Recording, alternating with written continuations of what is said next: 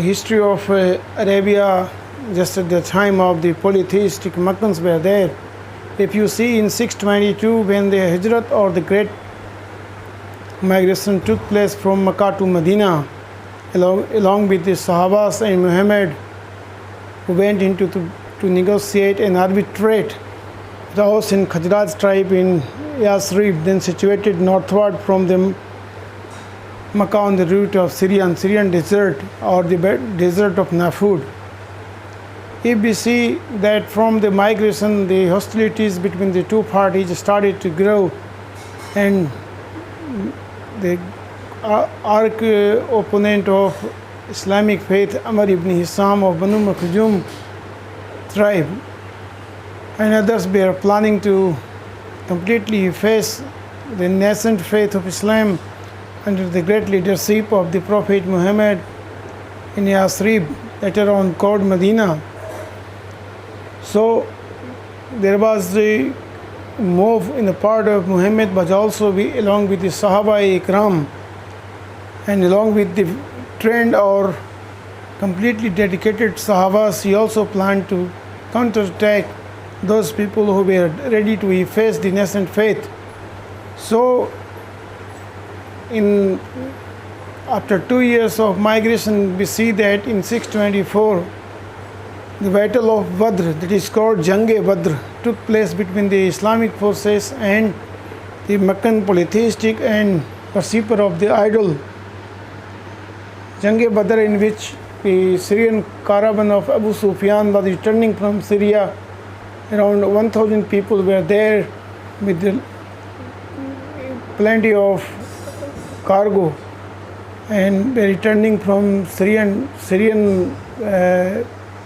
cities after taking the trade and the trade benefit.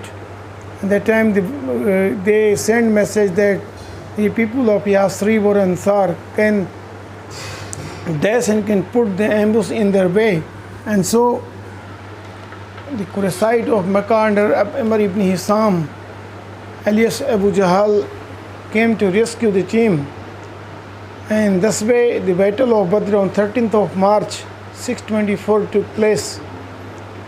While the Muslim forces were made of the Sahabas and Ansar of Yasrib and the 10 Basarat, or the people who were granted Jannat at the time of life, in which the 4 Rashidin, later on Rashidin Caliphate, and Saad ibn Abi Waqqas, Jubair ibn Abbam, Talha ibn Ubaidullah, Sa'id ibn Jaid, Abu Rahman ibn Auf, Abu Ubaidah ibn al-Jarrah, and others who were the early Islamic convert like Bilal ibn Rabah, who was previously the slave of Khalayya ibn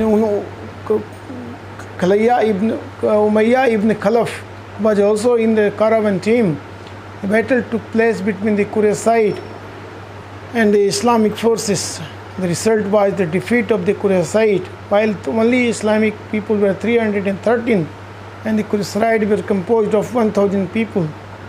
But the defeat at Badr, and in this battle Amr ibn Hisam, who was later on called Abu Jahal, was killed, and Utbah brothers and fathers were also killed, and several people were killed, but Abu Sufyan was saved. And in this battle the Islamic forces won victory, and thus for the first time in the history of Islam the great teachings of Muhammad got the upper hand, while the polytheistic people were defeated and humiliated in the Jang-e-Badr. When the Qurayshite returned, they started to launch to take the revenge from the Islamic settlement at Yasrib, later on called Medina. And next year, just in 625, they arrived at Uhud. It's called the Battle of Uhud. And if you remember the outcome of Battle of Badr, several Utbah family members were killed, and wife of Abu Sufyan was Hinda ibn Utbah, vowed to kill Hamza ibn Muttalib, who killed their father, son and brother.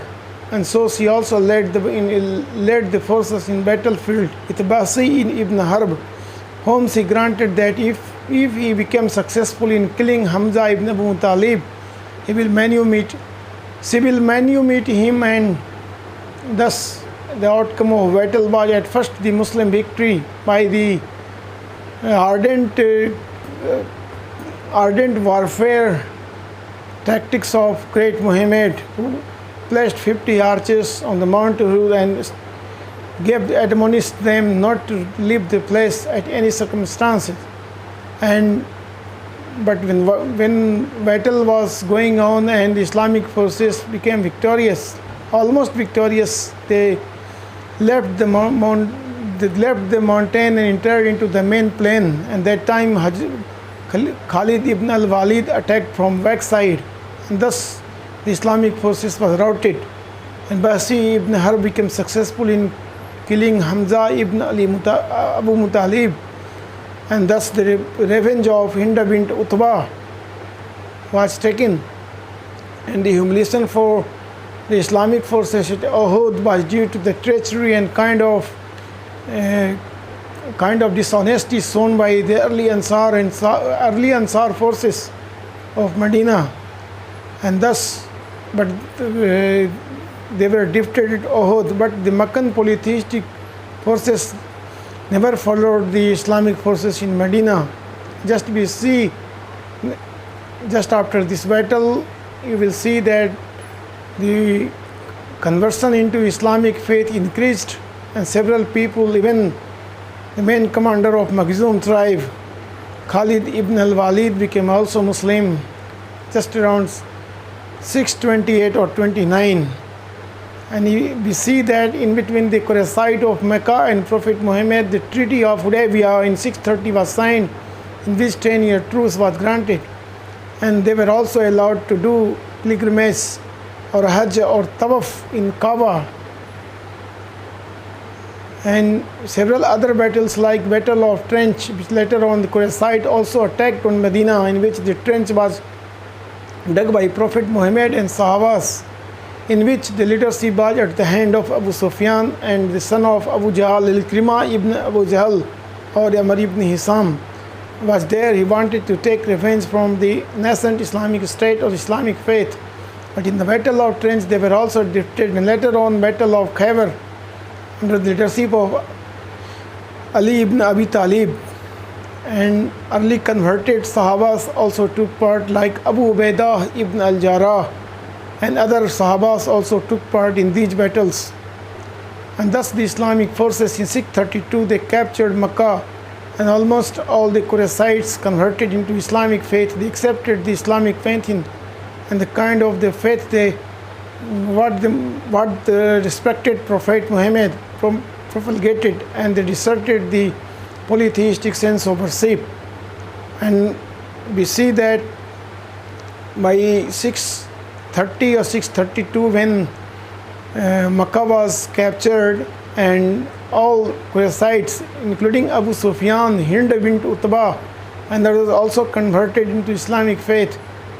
And we see that the polytheistic centers like Nakhla was demolished by Khalid ibn al-Walid, Dhu al-Khalasa by Jarir al-Balaji, and other places by Sahabas like Amr ibn al-As. So we see in Islamic history the role of the Sahabas to early convert in Islamic faith was very much great. And by 632 we see that these places like Nakhla, Dhul Khalsa by Jarir al-Balaji, and Amr ibn As by Dhu Kissa, and in executing the Malik ibn Rabia and execution of Banu Jadima tribe, an expedition of Khalid ibn al-Walid under the banner of Islam to Dhaumat al-Jandal, and defeat of Banu Kalb, Banu Kinana tribe, and defeat of Taif, and the campaign under the Abu Ubaidah ibn al-Jarrah, Amr ibn al-As, Khalid ibn al-Walid took place under the banner of Islam, and they defeated the Christian Banu tribes and became successful in converting them and propagating the messages of the respected great Prophet Muhammad. And we see by 632 several places the Islamic messages were spread, and almost it became sacrosanct that in Arabian Peninsula there will only be Islam juxtaposing the boundaries of Sassanid and Roman Empire. Now we want to focus on the condition of the politics at the time of the nascent Islamic State, or the prior to origination of the Islamic viewpoints under the Prophet Muhammad. You see, the Roman Empire was there, in which the two parts, one, the western was fallen in 476 AD, and the Byzantium or the eastern was flourishing under the great leadership of Emperor Heraclius. It was extended up to Anatolia, Syria, Jordan, Egypt, and up to the Banu Ghassanid clan. And the frontier zone was Iraq with Sasanian Empire. And if you see the Sasanian Iran, Iraq, Azerbaijan, and other adjacent places of China, so the two empires were fighting wars between themselves, just like they were inheriting the war front from the Achaemenid and the Greek city-states. And several great initiatives was taken by the Persians in 608 to 627. They continuously fought to take the capture of Constantinople, and the battlefield both became exhausted and their forces killed in lakhs, and such was the condition that both their states were fighting continuously for more than 100 years. And if you see the reign of Khusro, Boran, Kabad, and Yazdigerd, these four rulers of the Persian Sassanid Empire, and if you see there, like Justinian, who captured even the Western Roman Empire under the leadership of his general Borisalius, and established the great seat at Constantinople and built the Hagia Sophia, the great church there. Later on, Heraclius took the cross from Jerusalem and established there. So from Egypt, Syria, Jordan, Northern Arabia, Antioch, and to Eastern Europe like Yugoslavia and Greece and all other states were under capture of the Byzantine Empire. And in the West there was the fall of Roman Empire and Berber Theodoric, Franks, Teutons, Germans were ruling there. And nascent papacy was also taking place under the guidance of the great Christian saints like Saint Ambrose, Saint Basil, Saint Nagia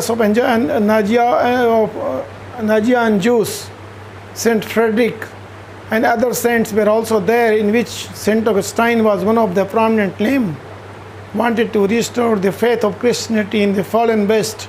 So thus this was the political conditions surrounding the Arabia. If you see just across the Red Sea, we see that in Sudan, nowadays Sudan, the state of the natural worshipper Maksawah was there, and from Egypt to northward Algeria, Tunisia and Maghreb and Carthage, there was the capture of the Roman people. But later on the Vandals and Visigoths captured there. Like in Algeria, Saint Augustine was the bishop of Hippo there.